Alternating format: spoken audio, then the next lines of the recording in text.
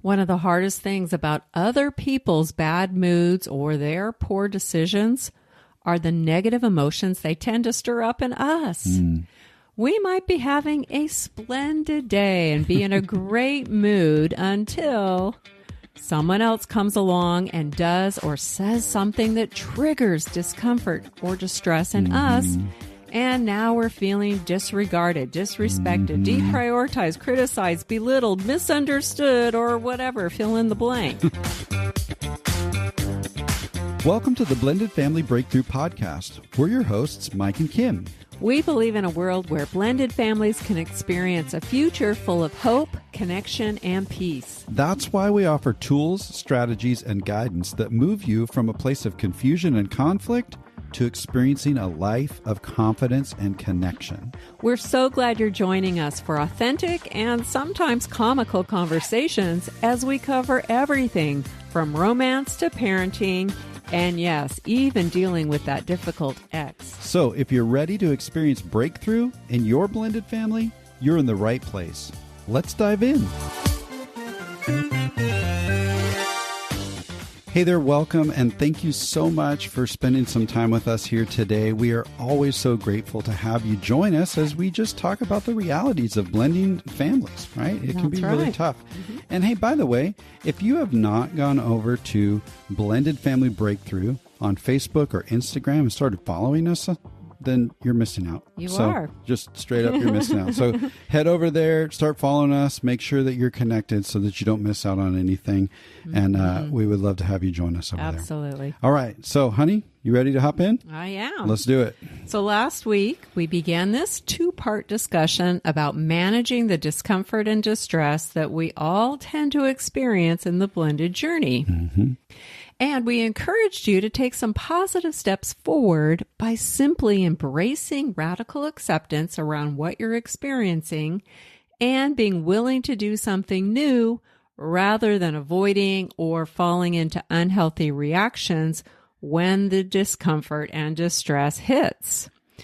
Why do we call this basics for blending? Well, because discomfort and distress seem to be universal. That's right. The reality is that discomfort and distress are inevitable, so we should expect this and willingly practice healthy ways to tolerate and manage it, which will eventually help to reduce our discomfort and distress. Absolutely. And practicing ways to manage all of this is going to help you to safeguard relationships and increase peace in your home. Woohoo! Like we encourage you to tap into your superpower of choice through radical acceptance and maybe even build some momentum in your understanding and your growth. Right. So if you missed last week's episode, you might want to go back and listen to part one before you dive into this second piece of the discussion.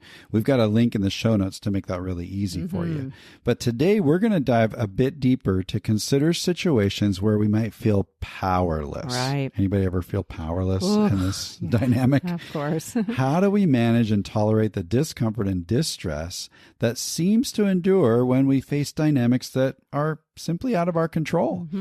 Even after we've radically accepted reality, we've gained some understanding, and we've made some efforts toward new growth, we're still often left facing the facts that we're unable to change or control the person or people who seem to be causing our discomfort and distress. And then we have to look at ourselves in the mirror and go, great, now what?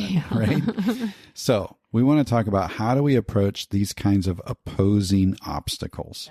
That's right. We'll explore some healthy and effective ways to approach those super challenging situations, like when your opposing obstacle seems to be an ex-spouse. That's a thing? Yep.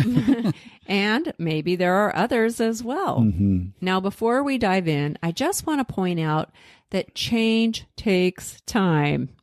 Because of that, it's typical to feel like we're up against some kind of opposing obstacle, even while we're gaining understanding and applying new strategies that we're learning. We've got to be patient with ourselves and with others. One thing we realized early on in our blend is that there really isn't a silver bullet that magically and quickly fixes things in these tough dynamics. So, one of our mantras around here is to focus on imperfect progress rather than perfection. That's right. Imperfect progress requires consistency, perseverance, patience, and, you probably guessed it, a process for tolerating and managing difficult emotions. So, while you're making slow and imperfect progress, you'll probably still experience a certain amount of discomfort and distress. There will be an opposing obstacle to deal with, even as you're making healthy choices and changes. Yeah, that's right. That kind of reminds me of some interesting research from the Gottman Institute about couples. They've discovered that 2/3 of the problems that couples experience in their relationship are unsolvable problems. So let's put that into perspective. If loving, committed spouses struggle to solve everyday problems they encounter, then it's pretty unrealistic that we're going to have the capacity to control or change every challenging problem or opposing obstacle that we encounter in our blended dynamics, right? Which is why we need to understand that there's a difference between problems to be fixed and tensions to be managed. Right. So let's talk about how we can manage the tension and tolerate the discomfort and distress that's inevitable, and then explore what you can choose to do when those opposing obstacles hit. Now, the first step is to simply identify and validate your own emotions in the moment. Maybe you and your spouse have been working towards better collaboration, and you happen to be a lot like every other blended couple because your progress on this has been imperfect. You've still got some work to do, right? And let's just say that your spouse has made a visitation change with their ex without discussing it with you first. And you realize how their decision is going to negatively impact you by disrupting the schedule, thus disrupting your comfort and causing you some distress. Sure. The opposing obstacle hits and you're feeling like an outsider. Yeah.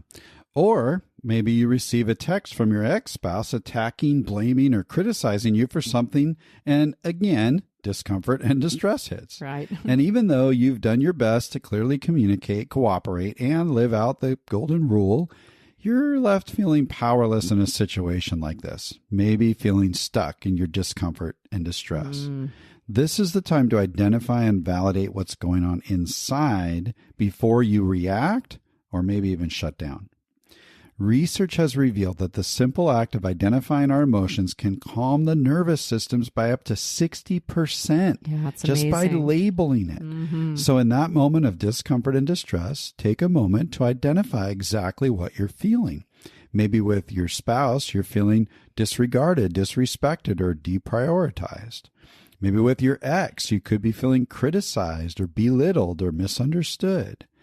Just identify what you're experiencing and then validate your emotions without judgment of others or of yourself. Right. That's critical. This can really help to diffuse an emotionally charged situation. And it's part of that radical acceptance step that we talked about last week. Emotional validation simply means acknowledging our own emotions and reminding ourselves that they're okay and reasonable, even if uncomfortable. Sure. Now, acknowledging your emotions isn't punitive towards others in your family. It's focused on validating your own reality. It's not yelling at someone else, "You're criticizing me." Rather, it's a calm and validating statement like, I'm feeling criticized. Yeah, absolutely. That's a great distinction. You're noticing. Yeah. Now, once we've identified and validated what we're feeling, next, it's time to pause and pivot. So last week we mentioned what Viktor Frankl once said. Between stimulus and response, there is a space. And in that space is our power to choose our response. And in our response lies our growth and our freedom. I really love that. There is always a space between what you experience and how you respond to what you experience. And it's your choice and what you're going to do with that. And that's where your freedom and your growth lies. So if the goal is to move away from avoidance or reaction, which we already discovered in the long run isn't going to help relieve our discomfort or distress in any given situation, really, then we need to take advantage of that pivotal moment, that space between the difficult emotion and our actual response. One of the hardest things about other people's bad moods or their poor decisions are the negative emotions they tend to stir up in us. We might be having a splendid day and be in a great mood until someone else comes along and does or says something that triggers discomfort or distress in us. And now we're feeling disregarded, disrespected, deprioritized, criticized, belittled, misunderstood, or whatever, fill in the blank. The trouble is, once we're deep into a spiral of our own difficult emotion, it's hard to have enough mental and emotional bandwidth to navigate both our own discomfort and distress and that of someone else, right? Which is why we often end up reacting to other people's bad moods or poor decisions in a way that ultimately isn't helpful to them, to us, or to the relationship. That's right. So the question is, how do we pause and pivot before we spiral? Right. It's not always that easy, but once you've identified and validated your own feelings and paused to pivot, you're then going to be better equipped to move forward by practicing radical self-care.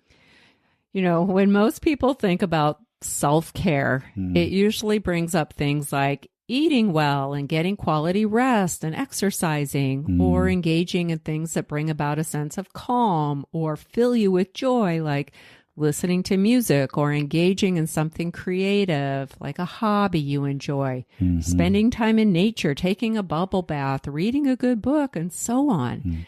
These are all great self-care things that you can do in practical ways, right? And we're all for those things that kind of feed your soul and bring about a sense of calm and joy. So yes, you want to do those kinds of things. Yeah, but what we're really talking about today is radical self-care, which is focused more on things that you don't want to do. Right. Things that will sabotage your self-care and actually rob you of your joy. So let's dive into those things that you don't want to do as you practice radical self-care. Okay. The first one is, don't get stuck in the weeds. Right. Often when emotional pain hits, we become hyper-focused on this one situation and this one person who seems to be the cause of our discomfort and distress, which only magnifies our pain. It's also easy to get stuck in unhealthy patterns or ruminating or catastrophizing when we spend too much time in the weeds. Right. But when we're able to get up out of the weeds and actually expand the landscape, we can broaden our perspective, we can reduce the magnitude of the situation, and minimize our discomfort and distress. So here's a question to ask yourself that'll help you to expand the landscape. Will this situation matter that much in 5 weeks, or 5 days from now, or even 5 hours from now? Right. That's a really simple question. Consider past experiences when you wasted lots of time and energy stuck in the weeds with an opposing obstacle, only to realize the next day that it wasn't really as big a deal as I'd originally thought. And I just allowed myself to get really worked up over something that didn't really matter that much in the broader picture. Right. We've I've all done that been so there. many times. Oh, yeah. And that's because you got hijacked by your emotions. And those emotions kept you stuck in the weeds. So radical self-care means that you quickly get yourself up and out of the weeds so that you can mindfully reserve your time and energy for the things that matter most in your life. Don't allow someone else to keep you stuck in the weeds by turning little things into big things. Instead, you want to choose to expand the landscape. All right? Yeah. Expand that landscape. So all right, helpful. honey, what's next? The next one is, don't give your power away. Eleanor Roosevelt once said, "No one can make you feel inferior without your consent." I love that. And here's just a few examples of this one. A step-parent storms out of the house in an angry huff because their stepchild didn't acknowledge them. They made me feel unwelcome in my own home. Or here's another example. A parent relinquishes their legal visitation time when their ex bombards them with all the ways they failed as a parent. Oh, he made me feel guilty and wrong, so I gave in to his demands and I sacrificed time with my kids. When we give our consent to others and give away our own power, our opposing obstacle gets what they want, and we lose out on what we really want. Instead, own your power by focusing on the truth.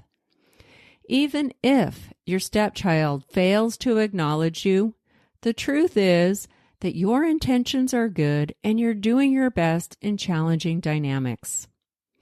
Even if your ex has misguided opinions about you as a parent and criticizes you, the truth is that your kids love and need you.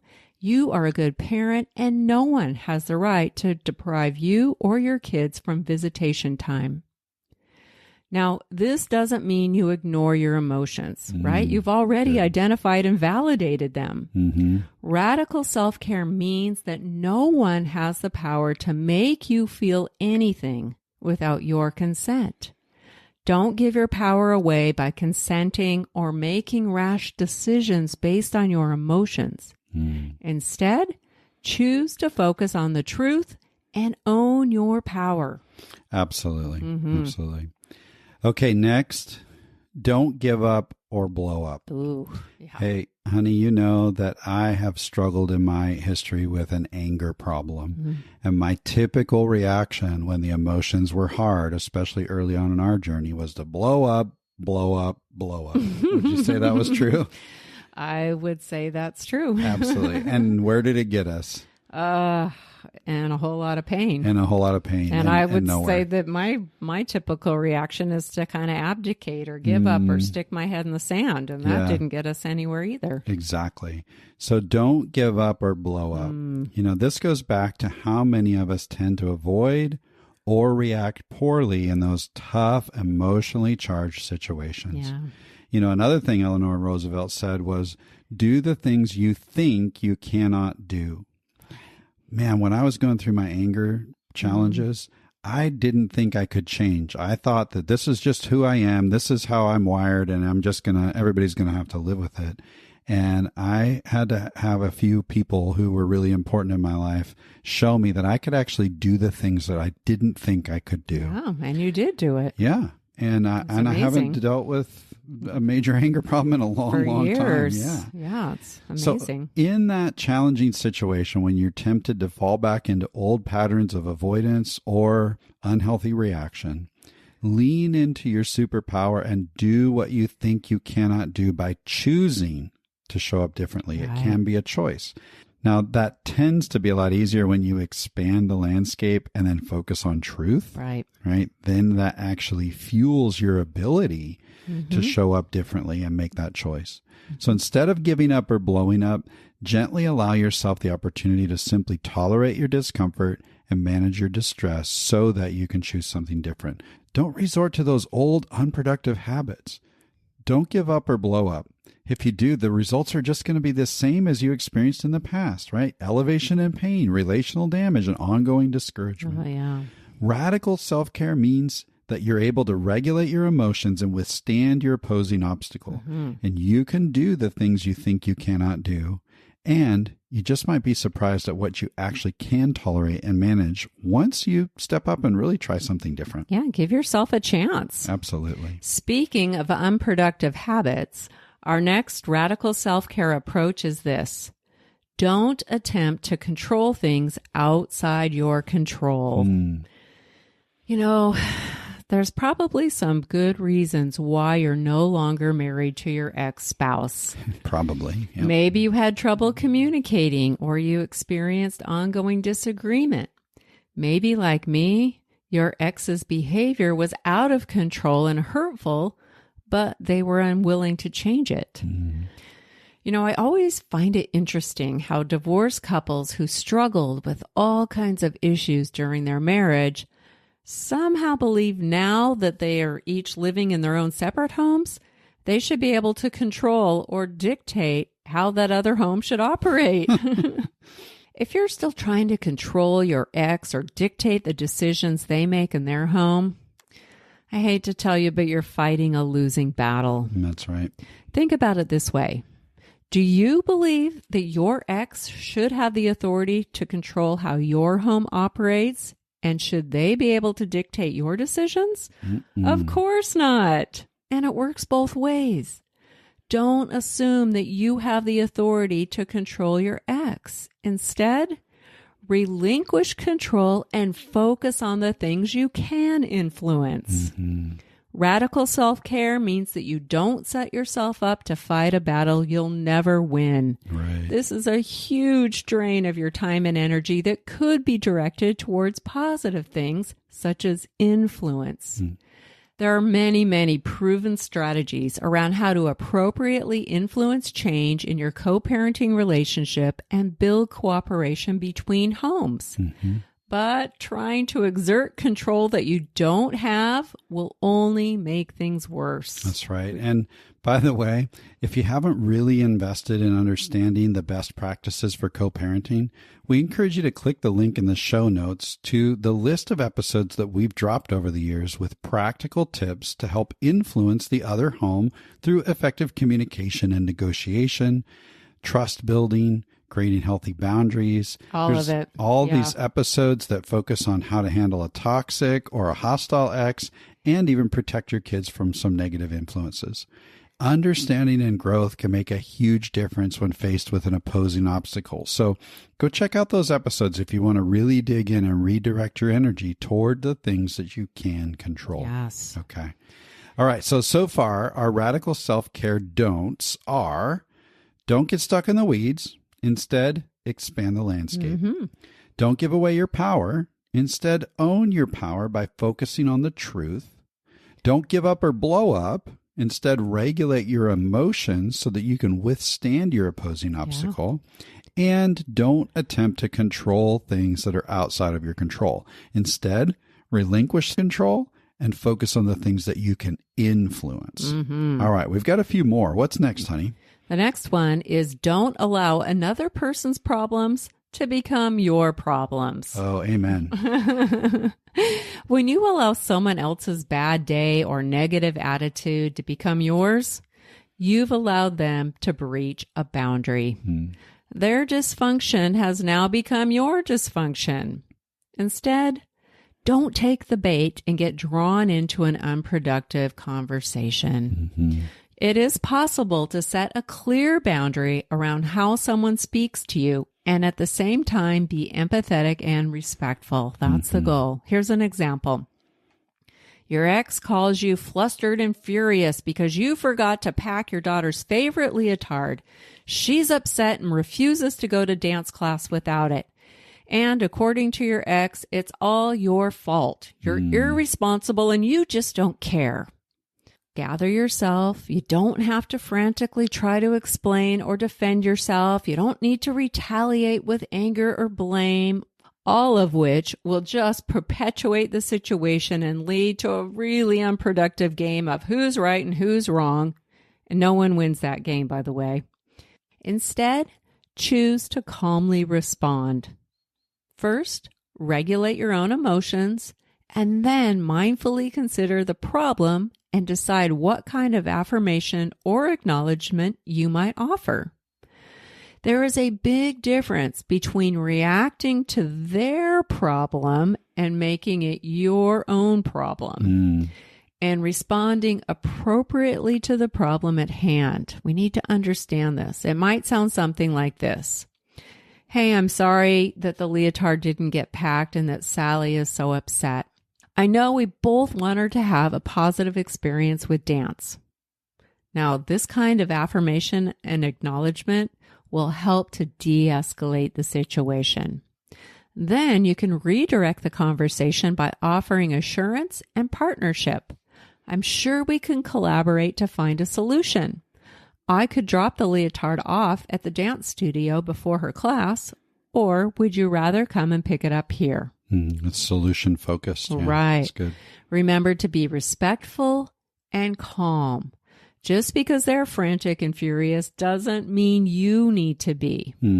Radical self-care means that you protect yourself from taking on other people's problems and you stay focused on practical solutions you can agree to. That's right.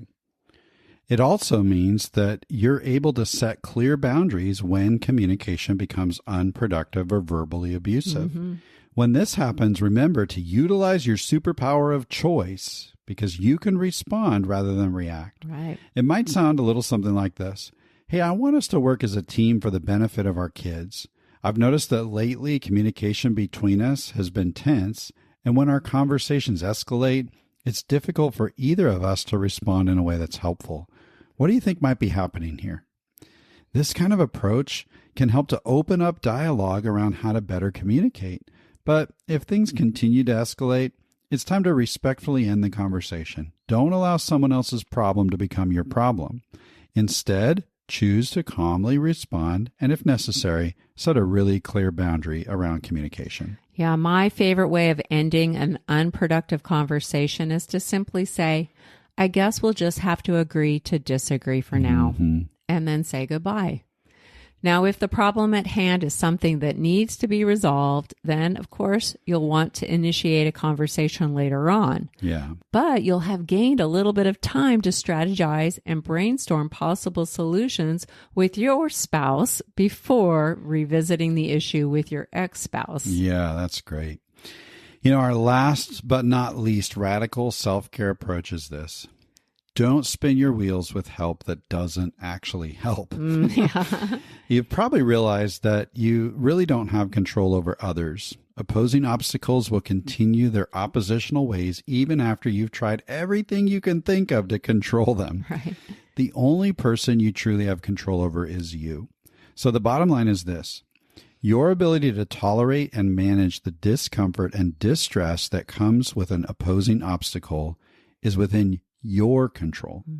And you can't change others, but you can change yourself, and that can change your life. But often when we experience an opposing obstacle and we're flooded with these painful emotions, we tend to look to others to ease our discomfort and distress.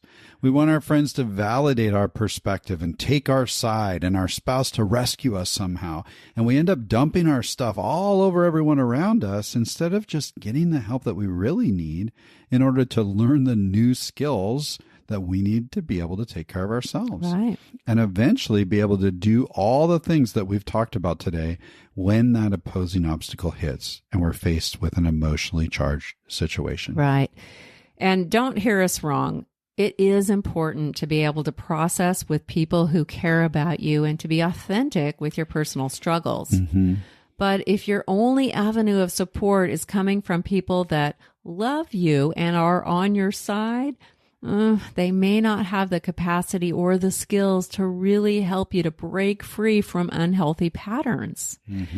Honey, I leaned on you a lot to process my painful emotions and experiences with my opposing obstacle, which was my former spouse, especially while we were going through our tough season of parental alienation that lasted 3 years in the family courts.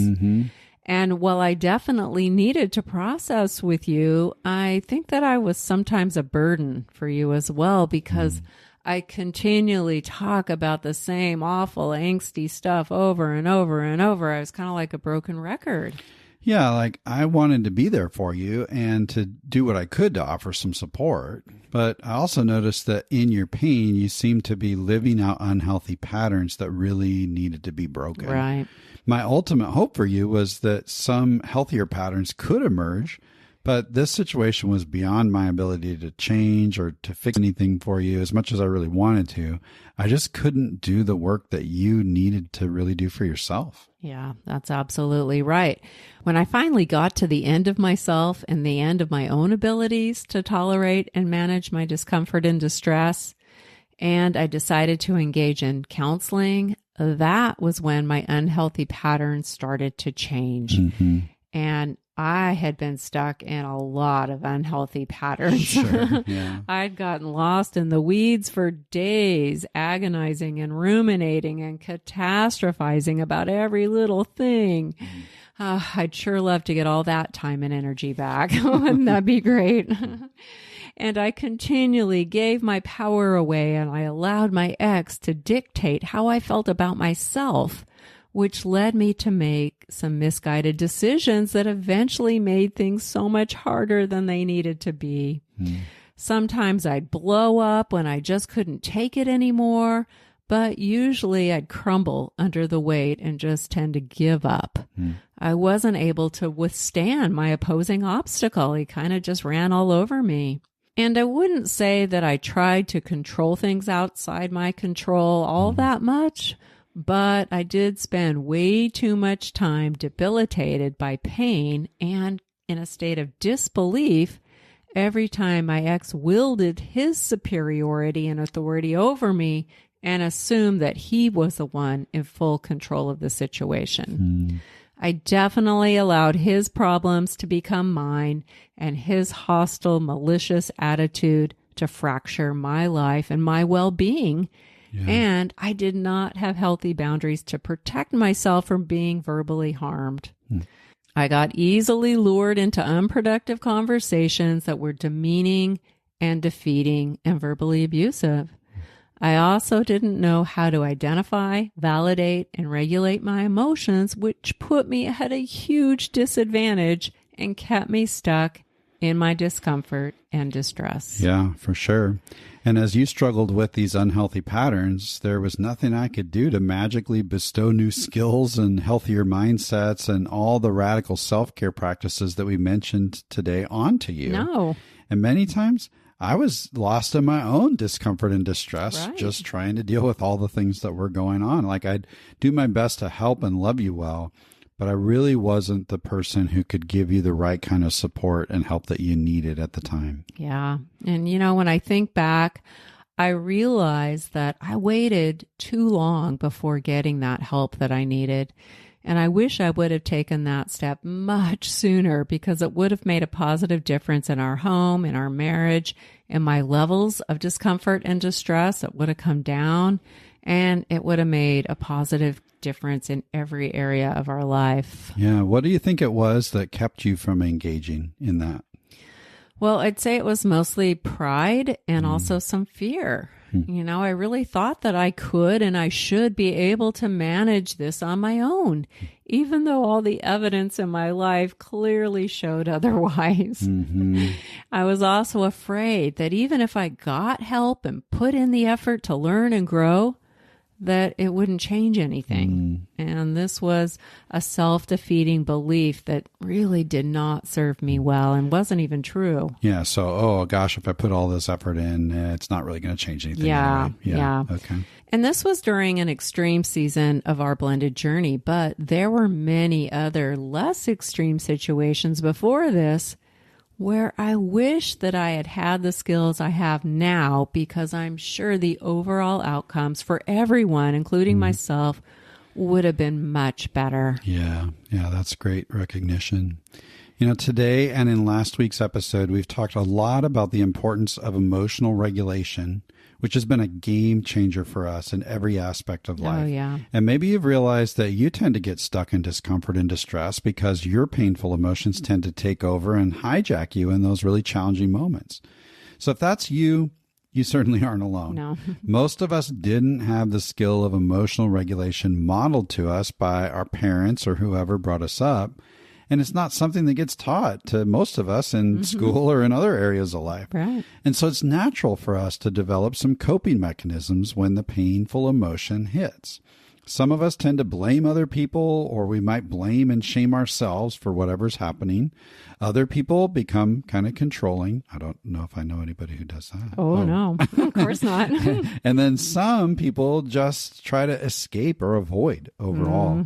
But these attempts to cope with the pain don't serve us well, especially within the context of relationship. We were stuck in painful cycles for years, especially when a sensitive issue cropped up and one or both of us were experiencing discomfort or distress. Yep. Over and over and over again, we'd end up in detrimental communication patterns that were so unproductive and unhealthy. And the worst part is that when we're stuck in these dysfunctional patterns, it's physiologically impossible to stay united and work through issues or make decisions and solve problems as a team. That's right. You just can't. Thankfully, we learned a practical tool that has helped us to break free from our dysfunctional patterns and helped us to manage our painful emotions in a healthy, functional way so that we're now able to stay connected and engage in productive communication around any sensitive or painful issue, which is great. Absolutely.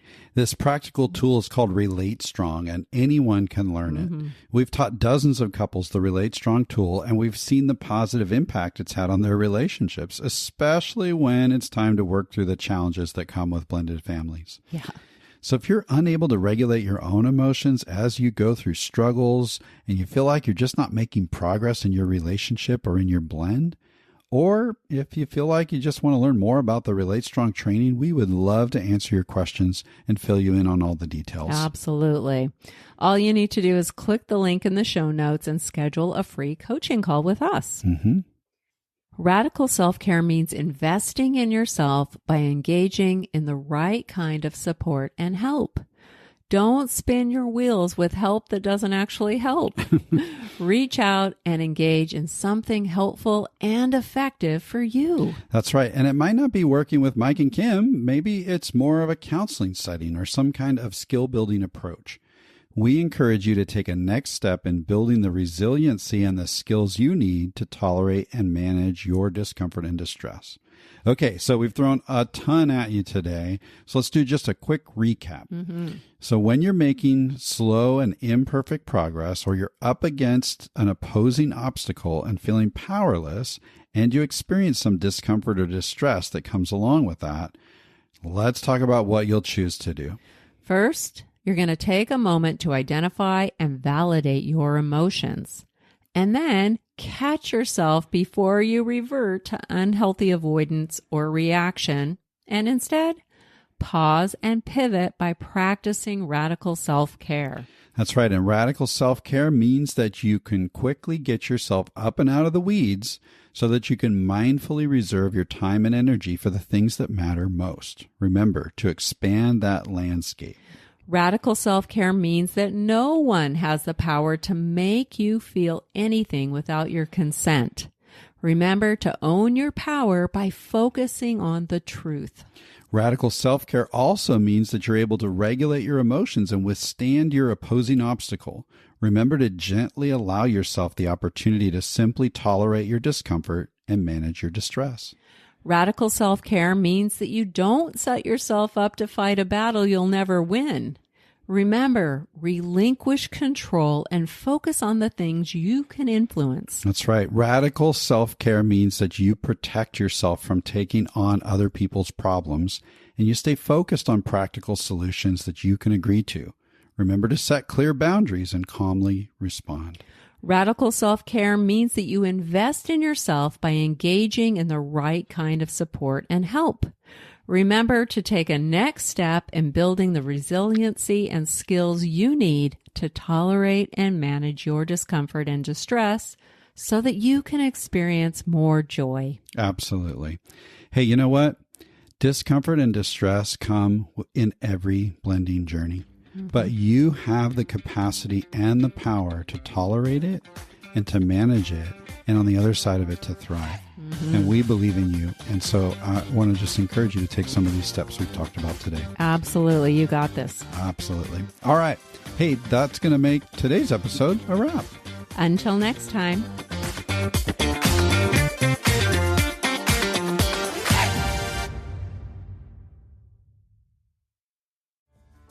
Does it ever feel like people just don't get how tough it is to blend a family?